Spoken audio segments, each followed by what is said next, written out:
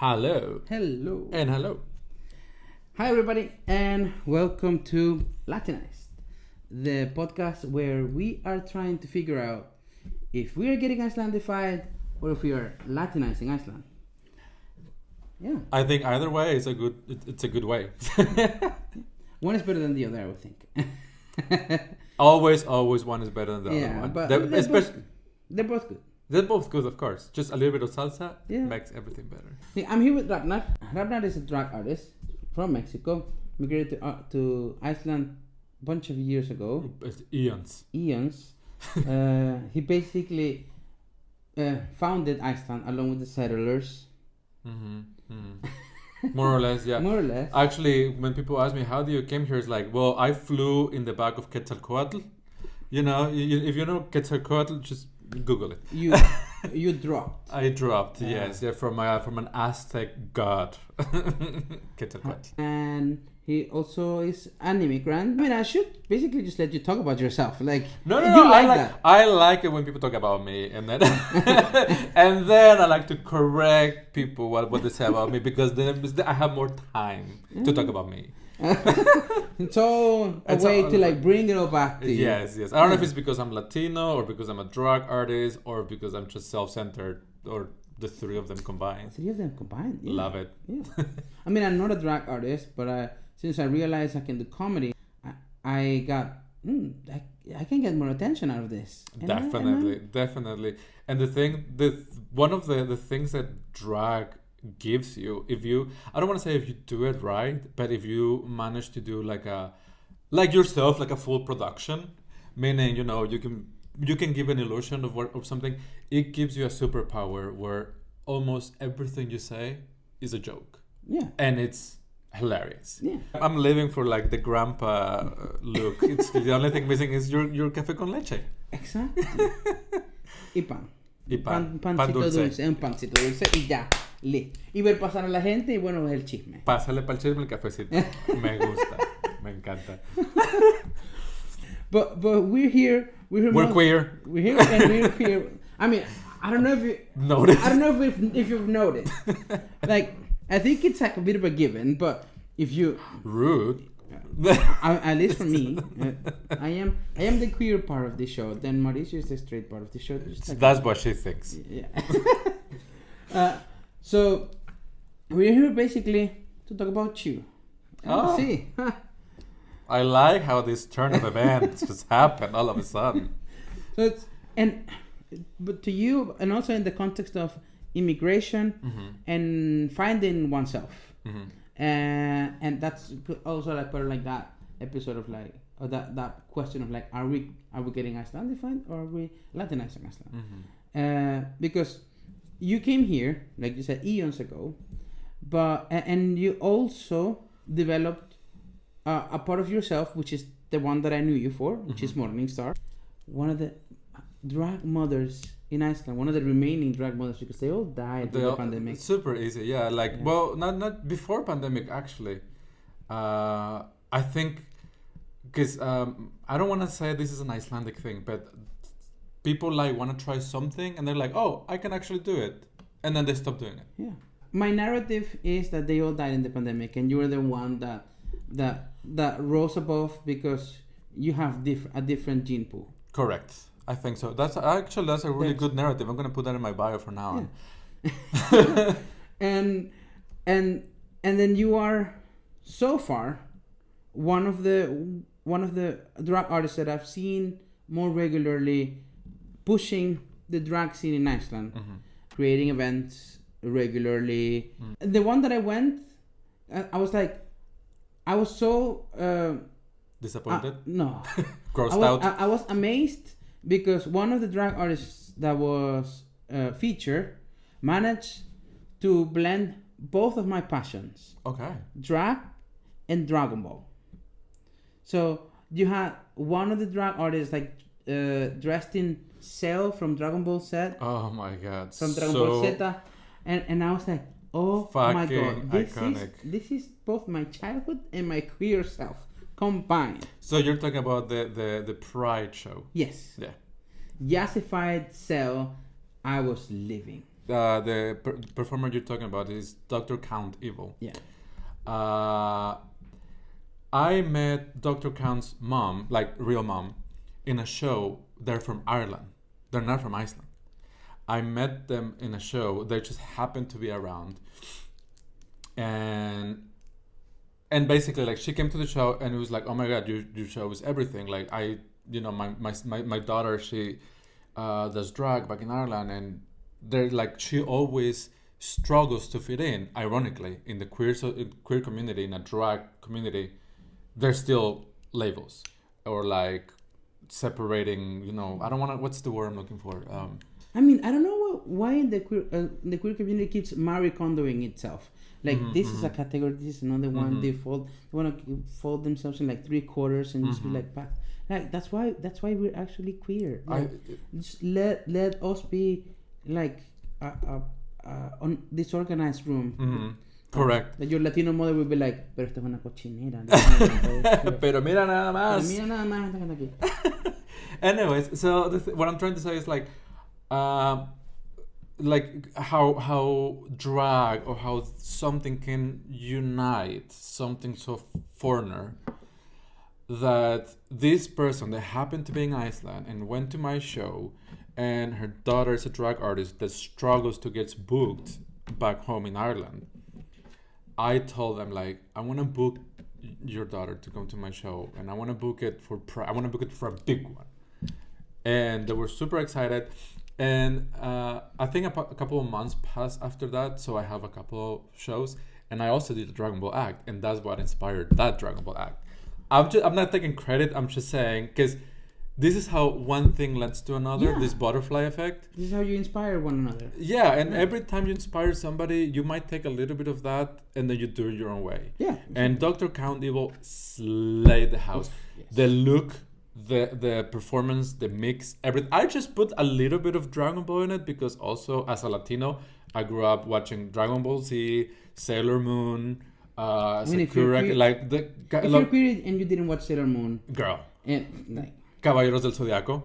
Yeah, but Caballeros del Zodiaco, you were like, I would say part of my bisexualness is because I like Caballeros del Zodiaco. Because there's a queer code that they're super homosexual. What do you mean? Like, there's nothing. But I also like Dragon Ball and that was like the straight anime. Yeah.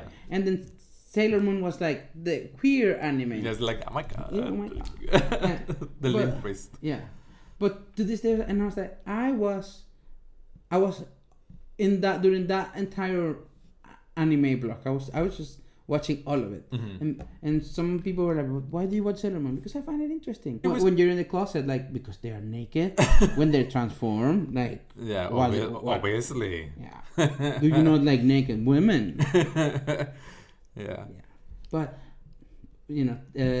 that was my childhood right there, that was one of the highlights of that show. Even though, like, that show, I gotta tell you, it went on for like 5 hours. It was a long ass show, but that was my own mistake because I'm learning while I'm doing. Because I had never been a show producer in my life. I just pulled that out of my ass. Like, I never done such a thing, but the snowball rolled so big and so fast that I was like, when Pride came, which was last Pride, the one we were talking about, it was two things combined. First and foremost, Pride. Yeah. So I was like, okay, this cannot be just a show. We have to do a Pride show. And also, it was the first anniversary of Apocalyptic, which is that's the name of my show. So it's like, there's a lot of elements they're combining. So the show has to be very grand. Yeah. It has to have a lot. That's why I brought people from abroad. There was 3 performers from abroad. Yeah. So it's like, okay, boom, we have that. What else can we do? We have to do this. So before I realized I had too much of a show, and I was like, we can thoroughly execute this. Like, what is Pride? What do you mean? Girl, it was like, that's not okay. Yeah. That's not okay. I learned my lesson. That didn't mean it wasn't fun, but it was 5 hours, and I was there, like, and I enjoyed almost everything. Like, I had to leave because the parking meter was running out, in my boyfriend's car, and you guys were doing like the final number. We were all together. Ah, okay. So but we were like, oh my god, the parking meter is gonna run out, so we have to go. And it's like, and that's how we like. Not we were there for like 99.7% of the show, but like all of the time I was like, oh, this is very good. Oh my god! And it's like, and several acts were going more than once, and they kept topping each other, not one another. They're all bottoms. It's not that kind of drag show. No, they're all bottoms. they kept topping their previous performance.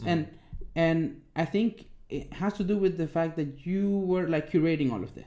Yeah. Like how this was, how the show was progressing. Yeah. And it didn't feel like, oh my god, I'm here for 5 hours. Like I realized it was a long time, because at the end of it, we were just like, oh my god, we've been here for this long. But also we have 2 breaks in between, if I'm not mistaken. And we had more than one. I think you had like 3. 3 breaks. Actually, you might be right. Actually, we had 3 breaks, and every break is like somewhere between 15 to 20 minutes. Yeah. So that also adds up.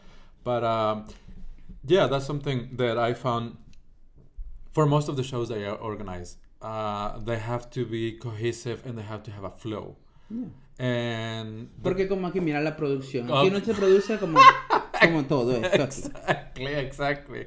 It has to flow. It has to, Todo tiene que tener un branding, una cosa. Exactamente. But what about you? I want to talk about like shortly. You don't have to give me like all of the details. This is not a immigrant to Iceland tutorial. But like how you came here, and then also more importantly, like finding your drag persona. Okay. While also being an immigrant, because I feel like I don't do drag. I think that drag as an art form, it is very technical. Like you don't only have to know makeup and like and like fit into like suits and dresses and costuming in general, but like you said, you have to prepare your mixes and then you also become the person that's marketing yourself as a persona and marketing a show and all of that. It's gonna sound very cheesy, but when you became a person in a spotlight, people try to ask for guidance with you, and I have helped people coming out of the closet as gay. I have helped people coming out of the closet as trans, people that I don't know, that just has seen me, but we're getting ahead of ourselves. If you want, I can just start. I'm gonna say it as fast as I can, like, and then if you wanna stop something, wanna talk more about it, just let me know. Sure. Cool. So basically, excuse me. Basically, I'm from Mexico. I was born and raised in the north of Mexico. I always emphasize that, because if you know not just Latin culture, but if you know something about Mexico, is the north is where the word macho comes from. It's like people like with the hats and everything. So needless to say, I never fit in. And wait, what? What do you mean? No, I never really fit in, and I had a good childhood. I have a good family. I had like my upbringing there was nothing wrong with it. Like my siblings, my mom, my dad, there was nothing wrong with it. I have a lovely childhood.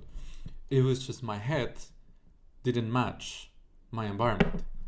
And when I was developing myself as an individual, when I was learning what I like, what I don't like, I was really deep into like heavy metal and like goth, like alternative everything. So not only that I was a weirdo to begin with, I looked like the Prince of Darkness. Like I was goth in 40 degrees Celsius in the middle of the desert, the north of Mexico, but because this is what I was like really like resonate, like what's the word I'm looking for?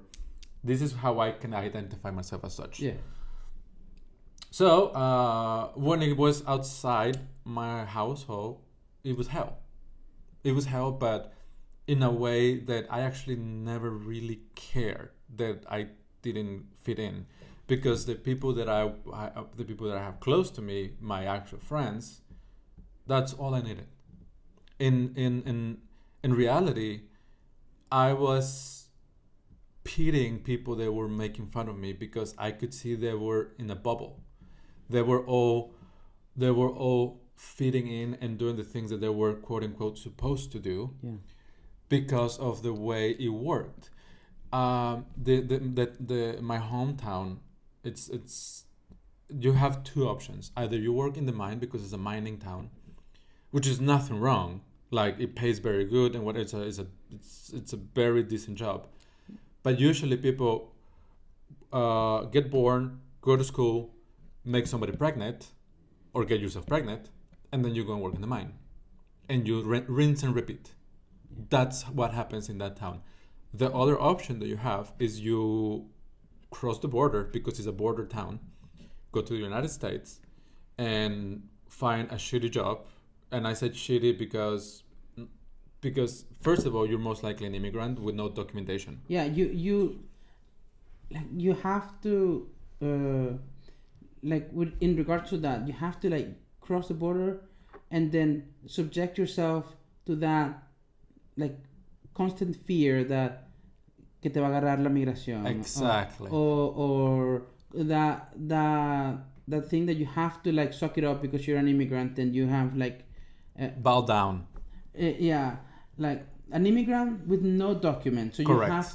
You have to suck it up whatever shit comes your way. Yeah, but exactly. That's what I meant to say with a shitty job, because you're most likely gonna become an illegal immigrant that flips burgers for like less than minimum wage. I think that the theme of being in a bubble kind of repeats itself all across South America. Correct. Because Mauricio and I were talking about this in one episode, that for example, in my hometown, when you go to school, like the only thing that families would accept was if you were an engineer or a doctor or a lawyer. Everything below that was that you are not the successful person in your family, or like you are not, as good. And also that being in a bubble is like a thing. Like I had an emo phase when I was a kid. Love it. Yeah. And I'm proud of it. I had like a borderline emo band back then. It was not as emo, but we were around that. The time of music, and so we had a borderline emo band, and everything outside of that, like when people heard that I was doing these things, or like when other people would get to know me, or like would see me, they would think that I was weird. I feel like South American societies have that thing where like you have to be, like when you have like cuando agarras un pote de proteína y le pasas así el ras para que quede todo parejito, it has to be parejito. So, y es como que todo lo que se salga de ese parejo es como que ay, qué raro. O por lo menos si te gusta más de un anime, eres un otaku. Y ya.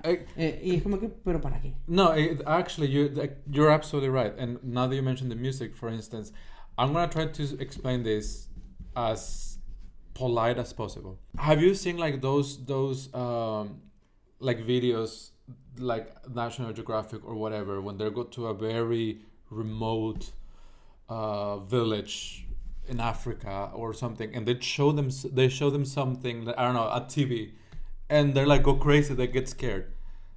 That was my experience, borderline. That was my experience when I was in school, and I'm talking about high school. I'm not talking about middle school, primary school. I'm talking about high school. And there was like, they used to call me a loco because the way I look. Like they didn't bother to even call me by my name, and I didn't care. I was like, yeah, sure, whatever. Like usually the crazy people are the smartest people, and clearly I am.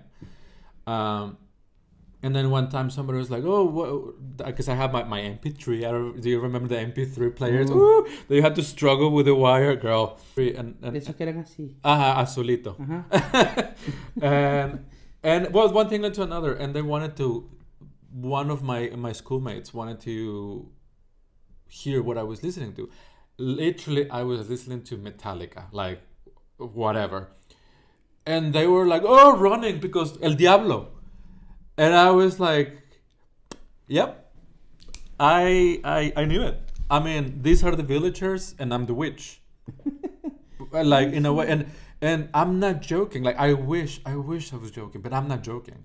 They were like get scared because, and if maybe I want to believe they were like overreacting just to mock me more, but I know they were not. But I want to believe it. Just. But then you moved to Iceland, and then I mean here you have. First, I escaped my hometown. Yeah, of course. And I moved as far as I could. I moved to the center of Mexico, to a beautiful state called Guanajuato. It's one of the most beautiful states that Mexico can offer. It's literally in the center of the country, the Bajío of Mexico. I went there for uni. Nobody believed I was going to do it because it was not in the options. It's not the mine, and it's not pa'l otro lado. It was like I went south to Mexico. People were like, what? Like, does not compute. Anyways, so I landed in this strange land. That was my first culture shock ever, for two reasons. It was not the north of Mexico. It was the south of Mexico. People speak differently. They have a different accent. They have different dialect. I mean, it's still Spanish, but it's very different. Yeah. The food's different. The customs are different. And at the same time, I landed in a very international city called Guanajuato Capital. So it's the capital of Guanajuato. And it's mainly known for its university, an international environment. And you can go to this city and you don't have to speak a word of Spanish because it's so international. The English is the norm. So that's when my first culture shock was there. And I was like, I was right. I was fucking right. Like that I left my hometown. Like there is more out there. And that was my first interaction with Europeans, Asians. I met tons of Japanese acquaintances back in the day. And the people that I found myself hanging out the most, not because I wanted to, but because life, were Northern Europeans. Like for whatever reason, it was the people that I was clicking the most.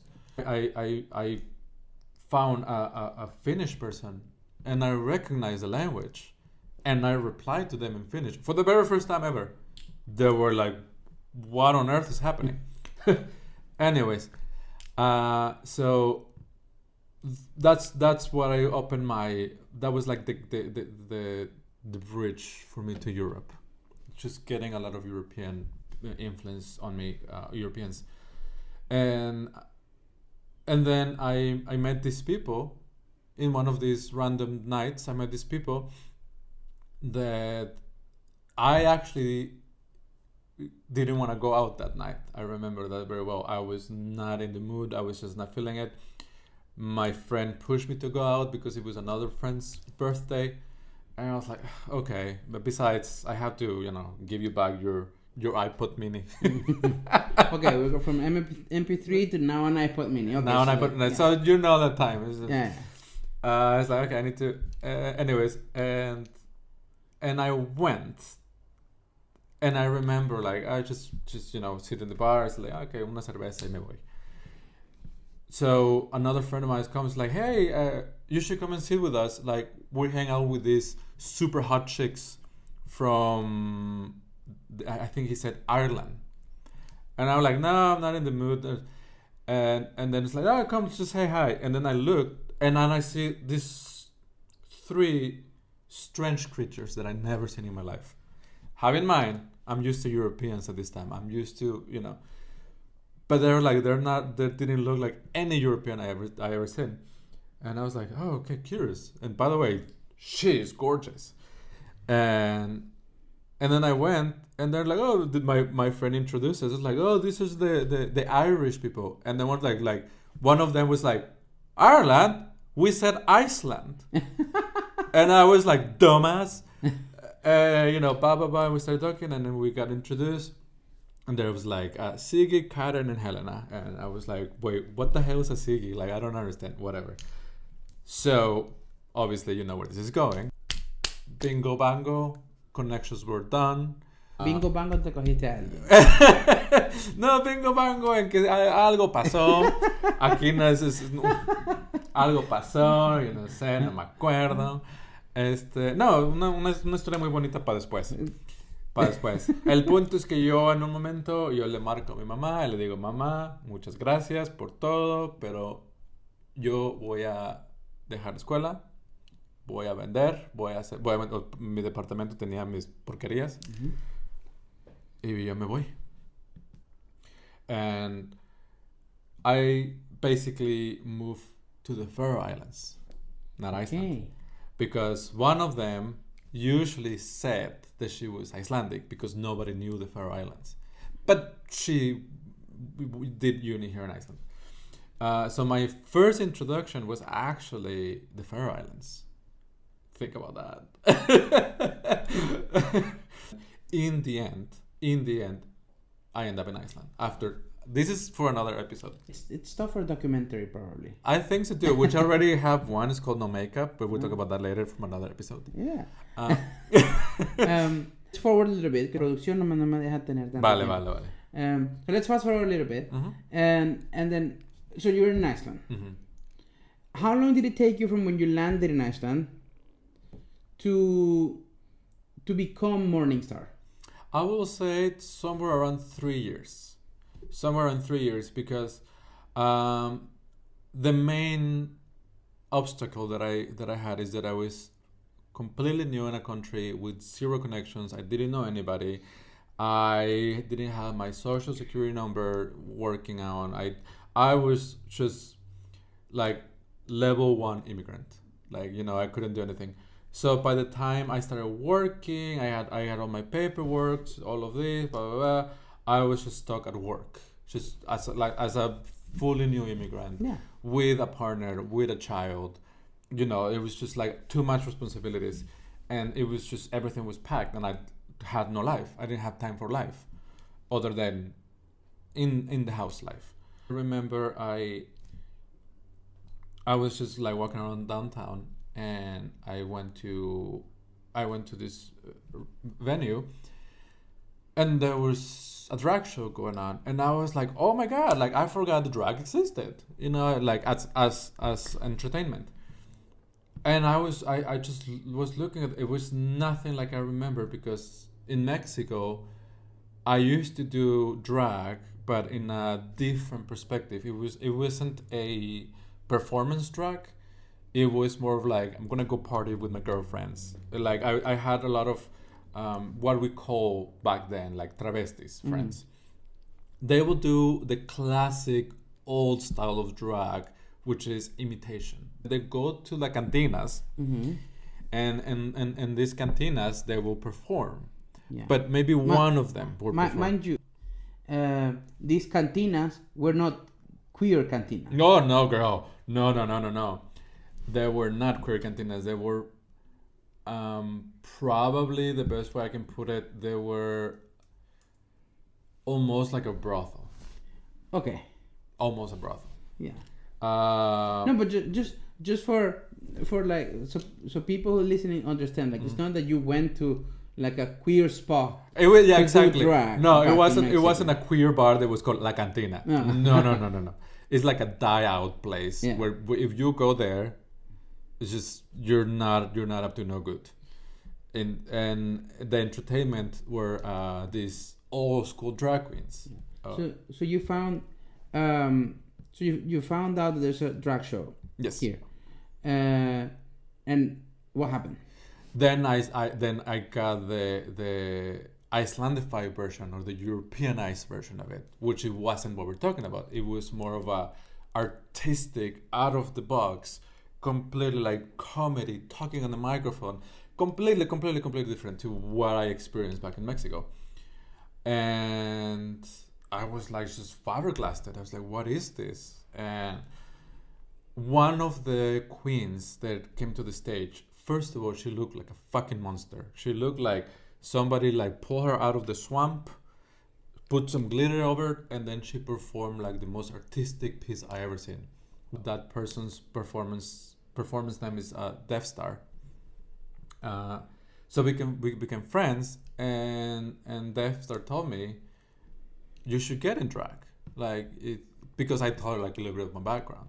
I was talking to Death Star, and he told me like, if I help you get in drag, or like helping meaning I'm gonna make the connections with the people, so you can come into the show, you will have to be my drag daughter, which means you will have to have the name Star at the end.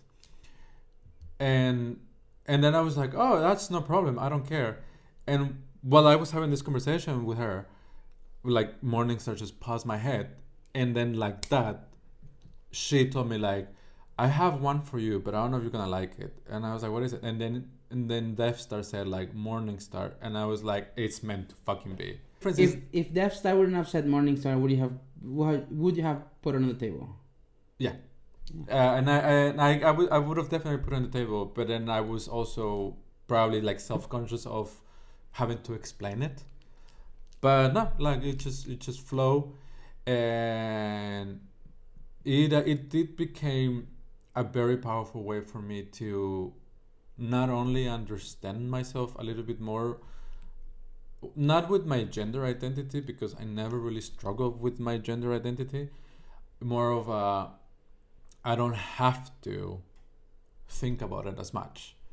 I don't have to put myself in a, because for people who are more progressive, quote unquote progressive, they always tell me like, oh, you're non-binary. And I was like, no, I'm a man. I just don't care if I'm wearing a dress. It's like, I have never put myself in a cage. When I was, like I was saying, when I was in school and I was like the Prince of Darkness and I was like super, super goth, since then, I was wearing like tights, corsets, skirts, because I liked it. Yeah. And I always and I always try to make people understand this doesn't mean anything other than I like it. That's the end of the story. Morning Starr, or like doing drag, it exploded that on me even more, like 1,000 degree. So I, as a musician, because I went to uni for classical music, I always been very artistic and all of these things, and all of this immigrant like when you're secluded at home, not being able to do much, there's things that you cannot that you can't really express yourself artistically. So drag just like it was like a confetti bomb of which is what happened to me with comedy. In a while, in a sense, not in a while. What am I saying? Because I was mentioning before that when I came here, when I immigrated here, I was living like all my plans were done within the limits of the work permits that I had here. Correct. And when I became a permanent resident, I'm not a citizen. When I became a permanent resident, and I had a longer time to think about that, to plan more, and also like I could hustle. I could just hustle it, not necessarily maybe for money, maybe not. But like before that time, as an immigrant living within those the confinements of the dates of the work permits, you're only supposed to do one thing, which is work home, and that's it. And when I discovered that I enjoyed doing comedy, and then I enjoyed putting shows that have to do with comedy and stuff like that, I got back that part of myself that was creative, because I went to school for graphic design. So I am a person that is constantly creating things, or like constantly thinking about how to figure stuff out. That's also why I'm an educator now, and in kindergarten, because it gives me a room for like creating and just like being a fool basically with the little kids, while all the other adults are all like yeah, but you're supposed to be like an adult. Like, yeah, but like I could be playing with them, and they could be playing like restaurant. And I could be like, yeah, but this is not gluten free. I cannot eat this shit. I mean, I wouldn't say this shit in front of the kids, but like, grab the plate and throw it in their face. I cannot eat this. Just give me another one. Yes. Like, and I could just get into that mini character for the kids and all of that, and while the other adults just look at me like, what are you doing? But that's my way of like being creative. But I couldn't do that before, and when I became a permanent resident, I realized that I could do that, and that part of my personality just came running back. Yeah, yes. Or like not came running back. It was just like it was locked, but then it got unlocked. Exactly. Because you're living exactly within with new skills in survival mode, basically. Yeah. That's exactly what I was saying. That is correct. And when I said with new skills, is because when you have that part of your personality locked, because you're tiptoeing as an immigrant, then you're also learning all these things. You're kind of absorbing a little bit of the culture of where you are, and you're absorbing a little bit of like how people behave, act, react, respond, don't respond. So these things that you're absorbing, then it's going to go into your personality that's being locked, and then when you unlock it, well, all hell gets loose. Yeah. So that's what happened to me that with drag. Then I was doing drag for a couple of years after like I was welcome into the world of drag here in Iceland, and I started getting to know more people and drag artists and comedians and this and that. But then it came like the barrier of like, this is as far as Icelandic people is gonna allow you to get, because you are not local. There was like this barrier that we all faced in one point or another of our staying in the country, and it got really bitter into a point. It made me question like, why am I doing this now? Like the main reason why I was doing it is because it's fun. Whatever. That's drama aside of things, and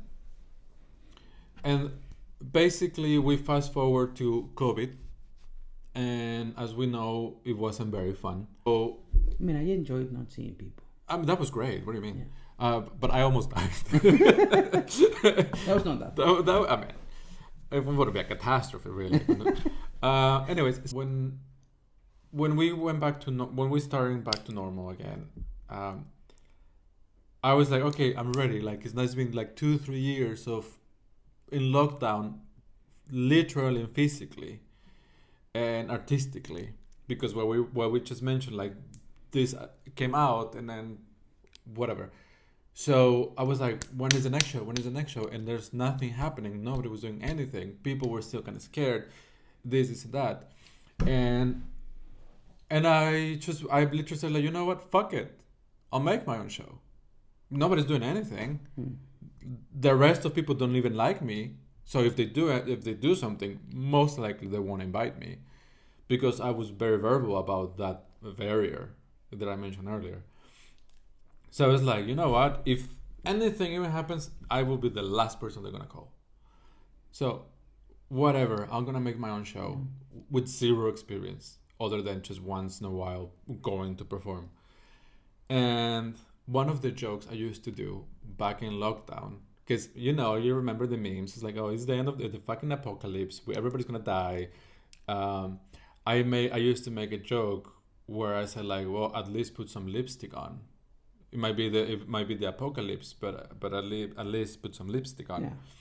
So, blah, blah, blah, and I was like, yeah, we can call it the apocalyptic, Somehow I think it goes with your brand as a drag artist. Your brand of drag, the drag that I have seen you do, is at the intersection of the I don't want to call it like devilish, kind of like the Catholic concept of the devil, but glamorous, like because the devil is also depicted as a very beautiful being.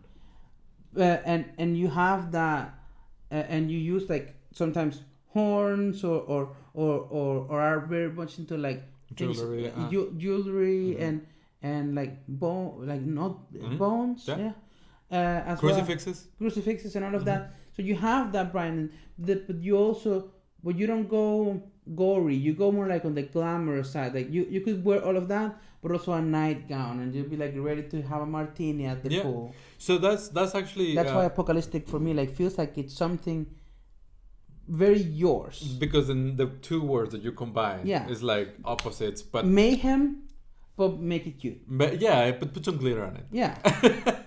Actually, with the emojis, like with the emojis, the word mayhem, but with the emojis, like the sparkly emojis at the end. Yes, I like that. So in the same sense, actually, that also unlocked another skills that I didn't know I had, and because when I started doing drag, more constant, then people were asking like, oh, what kind of queen are you? Are you a comedy queen? Are you an artistic queen? Are you a glamorous queen? Because people like to divide. And sometimes people like, even performers themselves, people like to Marie Kondo themselves. Exactly. And even performers themselves, they're like, oh no, I'm a look queen. Like why? Because technically it's the easiest ones. So you cannot shade them when you're like, oh girl, like you don't know how to dance. They're like, because I'm a look queen. It's one way. It's like a defense mechanism. For instance, there is this drag performer that I love and adore, and I found her hilarious. It's the funniest queen I know, and she performs like twice a year, if you're lucky. She has no looks. She doesn't know how to do makeup. Raggedy ass wigs. Nobody cares. Basically, she looks like ragged. But she's so funny that it doesn't matter. That's when you prove like drag can be whatever you want, if you have a shtick, if you have something to offer. Yeah. So that's when it comes to the truth of what kind of queen are you. Yeah. So there is a truth to it, but there's no such thing when a random person that has nothing to do with drag asks you that. It's like, do you even know what that means? And when they were asking me that, I was like, well, I don't know, because the fact that I was playing a personification, quote unquote, of a female personification of the devil, I was like, well, I can do whatever I want. I can be a snake. I could be a glamorous woman. So it was, in a way, it helping me to develop where I was going.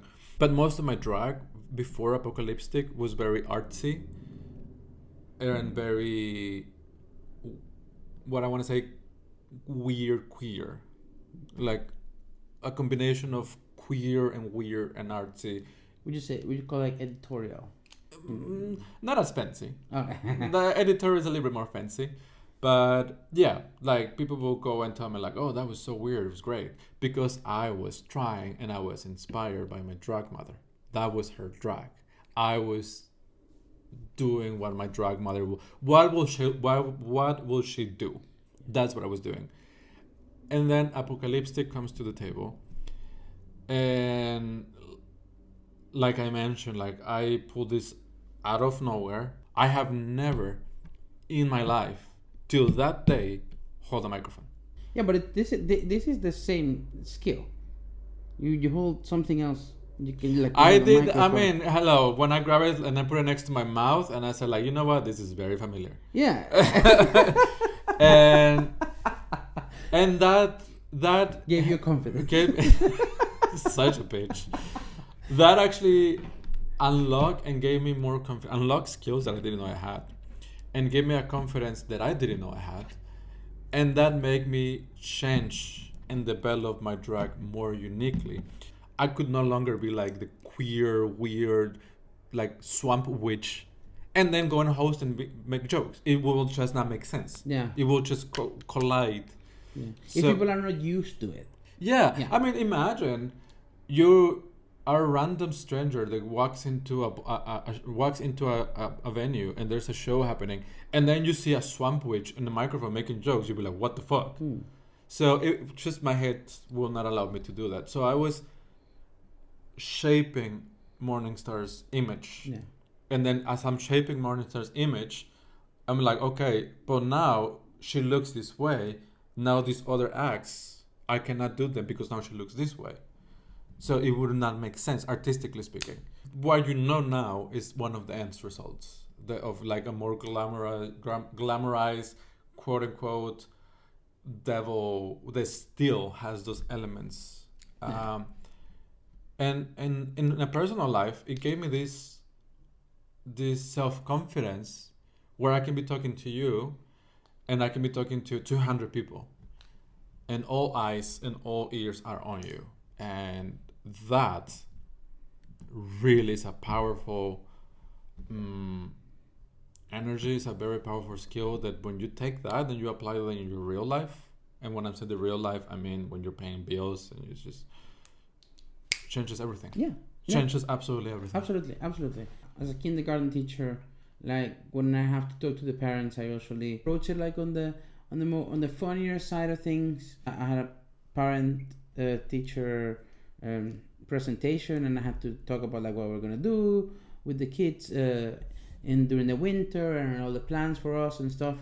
And I would sometimes just say like, for example, like we have one of the problems is like the parents are not as good to mark their children's clothes.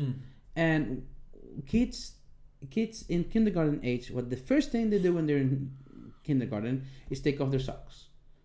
And I have 20 kids in my class. What? 40 feet.